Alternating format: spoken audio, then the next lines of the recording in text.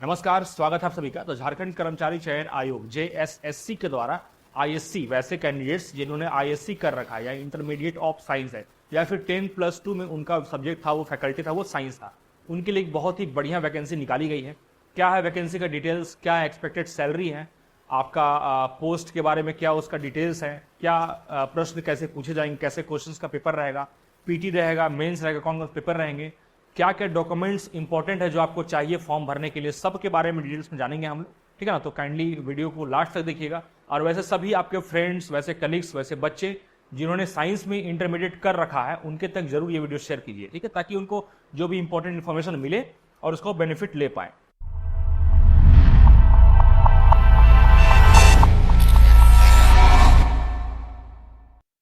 सबसे पहले जानिए आप लोग कि झारखंड कर्मचारी चयन आयोग जितनी भी ग्रुप सी, ग्रुप डी और इवन की group B non gazetted post जो वैकेंसी निकालने का अधिकार है वो झारखंड कर्मचारी चयन आयोग को है, झारखंड में। ठीक है। गेजेटेड पोस्ट के लिए जो वैकेंसी निकालती है वो निकालती है जेपीएससी। ठीक है। हम लोग बात कर रहे हैं जेएसएससी का, इसका ही फुल फॉर्म होता है। ठीक है। तो विज्ञप्ति संख्या क्या है? ये 3/2026, ये है विज्ञप्ति संख्या। ठीक है। ये जो वैकेंसी है ये निकाला किस विभाग के लिए गया है? तो बहुउद्देशीय स्वास्थ्य कार्यकर्ता, नगर विकास एवं आवास विभाग अंतर्गत वेटनरी सहायक, चिकित्सा सहायक, स्वास्थ्य, चिकित्सा, शिक्षा, परिवार, ये सब विभाग है। ठीक है ना। सब विभाग का सहमति के बाद ही इस तरह का वैकेंसी आता है। ठीक है। हम लोग जो इंपॉर्टेंट इन्फॉर्मेशन उस पर आते हैं। परीक्षा का शुल्क ये रखा गया है 100 रुपया। ठीक है, वो मिनिमम है। इसके बाद वैसे कैंडिडेट्स जो एसटी और एससी के हैं उनके लिए फी रखा गया है 50 रुपया। ठीक है। उसके बाद झारखंड राज्य के 40% अथवा इससे अधिक निःशक्तता वाले दिव्यांग अभ्यर्थियों को पूरी छूट, मतलब वैसे अभ्यर्थी जिन्हें 40% जिन्हें डिसेबिलिटी है उनके लिए कंप्लीट परीक्षा शुल्क जो है वो छूट है, उन्हें बिल्कुल भी पैसा नहीं लगने वाला है। ठीक है। उसके बाद रिक्तियों का विवरण, वैकेंसीज क्या क्या है वो देखिए। सबसे पहला वैकेंसी है स्वास्थ्य पर्यवेक्षक। ठीक है ना, सुपरवाइजर परीक्षक मीन्स, और वह पोस्ट कहाँ मिलेगा? स्वास्थ्य निदेशालय में। इसमें नंबर ऑफ सीट्स कितने हैं? 137 है सारे कैटेगरी को मिला करके। ठीक है। फिर है 2 नंबर पोस्ट कनीय जूनियर क्षेत्रीय रीजनल अन्वेषक। ठीक है। इसमें नंबर ऑफ सीट्स है 27। बहुउद्देशीय स्वास्थ्य कार्यकर्ता का सीट है 62। वेटनरी सहायक या चिकित्सा सहायक का जो सीट है वो है आपको 27। कीट संग्रहकर्ता, ठीक है, कलेक्टर का है, ये है कितना? 32। और मत्स्य तकनीकी, ये फिशरी है, यहाँ है 41। सब मिलाकर के नंबर ऑफ सीट्स कितने रखे गए हैं? 326 रखे गए हैं। ठीक है। इसके बाद वर्णित पदों का वेतनमान एवं न्यूनतम शैक्षणिक योग्यता क्या है? ठीक है ना। सारे पोस्ट के लिए अलग अलग रखा गया है क्वालिफिकेशन या एलिजिबिलिटी। जैसे कि पहला नंबर पोस्ट है, इसका जो क्या होना चाहिए? 10+2 में विज्ञान या फिर आईएससी होना चाहिए। आप मैथ्स के हैं, बायो के हैं, both are applicable, both are eligible. ठीक है।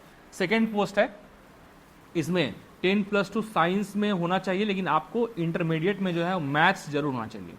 ठीक है। गणित मैंडेटरी है, बायो हो नहीं हो फर्क नहीं पड़ता है, मैथ्स होना चाहिए।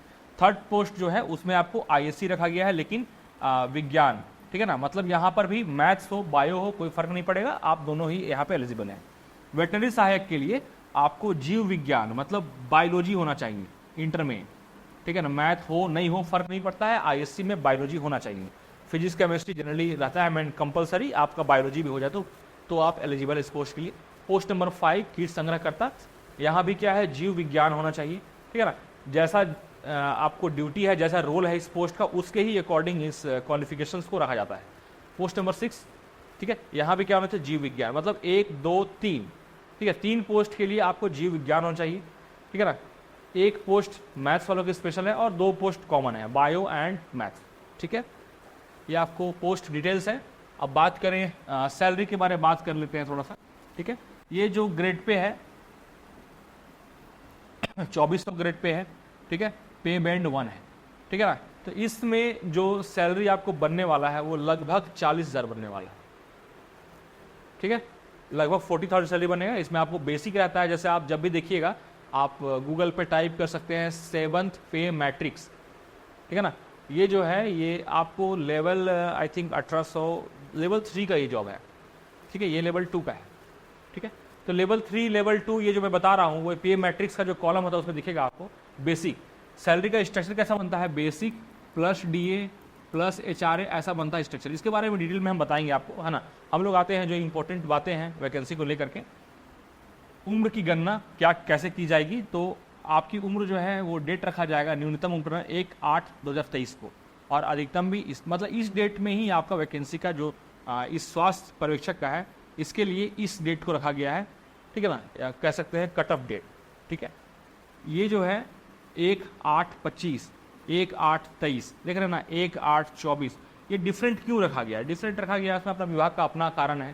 ठीक है ना, उसमें हम लोग को नहीं जाना है, बस आपको उम्र का जिस अकॉर्डिंग आप पोस्ट में अप्लाई कर रहे हैं उसका रेफरेंस डेट ये रखा गया है जो भी यहाँ पे है, और उसके ही अकॉर्डिंग आपका जो डेट ऑफ बर्थ है, एज है, वो मिलना चाहिए। मिनिमम शायद 18 ईयर्स है और मैक्सिमम 35 ईयर्स है फॉर जनरल कैटेगरी। ठीक है, ठीक है, न्यूनतम उम्र कितना 18 वर्ष होना चाहिए और उम्र सीमा जो है सो ठीक है ना रखा गया है। आरक्षित वर्ग के लिए अधिकतम क्या है 35 है, ईडब्ल्यूएस के लिए और BC1 और BC2 के लिए 35 है। ठीक है, महिला के लिए 38 है। ठीक है सर, ये 40 है ST एंड SC के लिए। उसके बाद है कि अधिकतर उम्र सीमा में 10 वर्षों की अतिरिक्त छूट दी जाएगी। ठीक है, लेकिन किसके लिए, फिजिकल हैंडीकैप्ड के लिए। ठीक है, फिजिकल हैंडीकैप्ड है उनको 10 ईयर्स का एक्स्ट्रा बेनिफिट मिलने वाला है। आरक्षण का दावा करने वालों के लिए स्थानीय निवासी प्रमाण पत्र, आपके पास 2 सर्टिफिकेट तो होना चाहिए मैंडेटरी, एक जाति दूसरा आवासीय। ठीक है, आवासीय यह प्रमाणित करता है कि आप उस जगह के रहने वाले हैं, और इसका जो लेवल है वो कहाँ दिया हुआ है, सभी वर्ग के आरक्षियों आप किसी भी कैटेगरी के, general, EWS ST SC OBC BC1 BC2 किसी भी कैटेगरी के हैं, तो 2616 द्वारा अनुमंडल पदाधिकारी मतलब SDO या फिर DC भी, आप इसको दोनों को क्या समझिएगा, दोनों को आप एक समान समझिएगा। ठीक है, SDO या DC लेवल का अगर इस डेट को है 2616 या इसके बाद का है, ठीक है, आवासीय प्रमाण पत्र या स्थानीय निवासी प्रमाण तो वो चलेगा।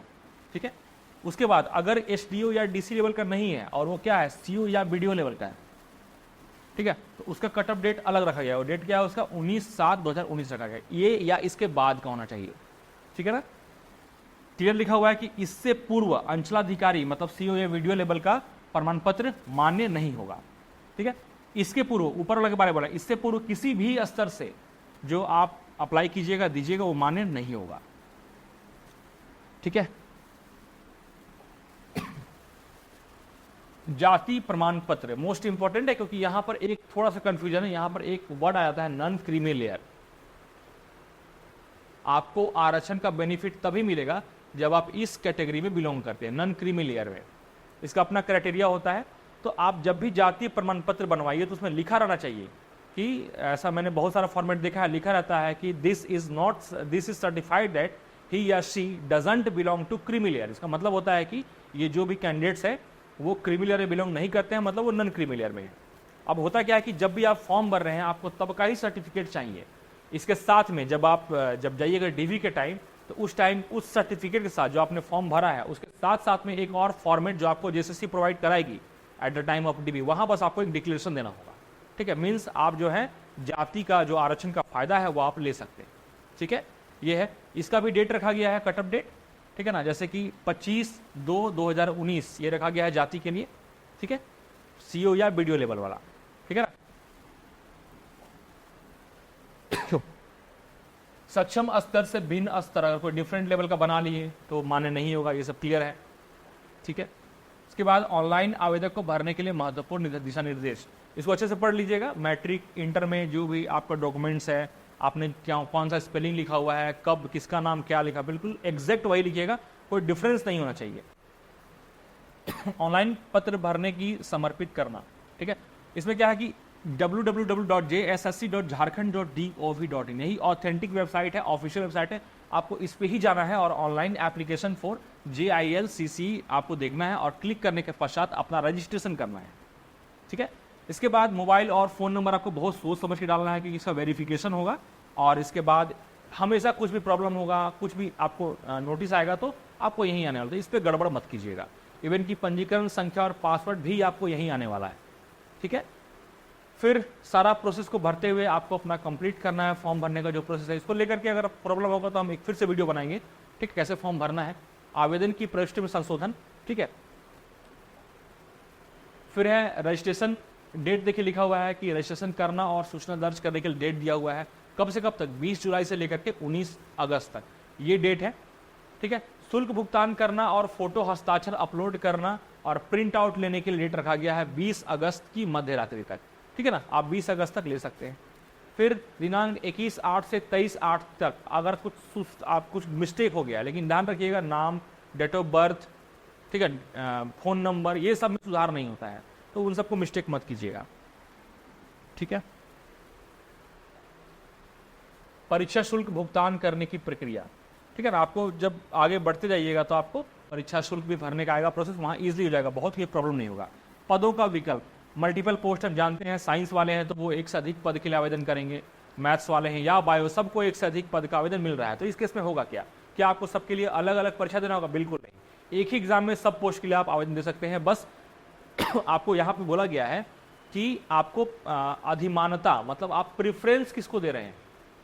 मान लीजिए कि ऊपर वाले पोस्ट को आप प्रेफरेंस दे रहे हैं तो आप नंबर 1 प्रीफर कीजिए उसको, फिर 2 कीजिए, 3 कीजिए। आप 3 सीट के लिए, 3 पोस्ट के लिए एलिजिबल है, तीनों भरिए आप, लेकिन प्रेफरेंस दीजिए ताकि नंबर आपका बढ़िया आएगा, टॉप में आइएगा, तो आपने जो प्रायोरिटी 1 पे दिया है वो पोस्ट आपको मिलेगा। इसका बस मतलब यही है कुल मिला के, ठीक है। फिर परीक्षा का स्वरूप, ठीक है, पीटी एवं मेंस होगा, ठीक है, प्रारंभिक और मुख्य परीक्षा होगा। हम लोग देखते हैं क्या है इसका सिस्टम। प्रारंभिक परीक्षा में क्या है, 120 क्वेश्चन है, ठीक है, जिसमें सामान्य अध्ययन 30 है, झारखंड है 60, सामान्य गणित 10, विज्ञान 10 और रीजनिंग 10, मिला के 120 है। उसके बाद न्यूनतम इतना अंक तो आना ही चाहिए, 40% जनरल या ईडब्ल्यूएस के लिए, ठीक है, ये है BC1 या ST/SC के लिए है, BC1 के लिए है ये BC2 के लिए और ये आदिम जनजाति के लिए, सबका अलग अलग दिया न्यूनतम प्राप्तांक, इतना एटलीस्ट होना चाहिए। प्रारंभिक परीक्षा प्राप्तांक के आधार पर आयोग को मिला, मतलब आप पीटी में जैसा परफॉर्म कीजिएगा वैसे ही आपको मेरिट लिस्ट बनेगा, कितना, 15 गुना बनेगा। मतलब जितना नंबर ऑफ सीट है, नंबर ऑफ सीट कितना 342 था मोटा मोटी, इसको 15 से गुना कर दीजिए, जो भी नंबर आने वाला है, मान लीजिए 5000 आएगा अप्रोक्स, ठीक है ना, जो भी नंबर आने वाला है, ठीक है, उतना लोग को बुलाया जाएगा, कहां पे, मेंस के लिए बुलाया जाएगा, ठीक है ना।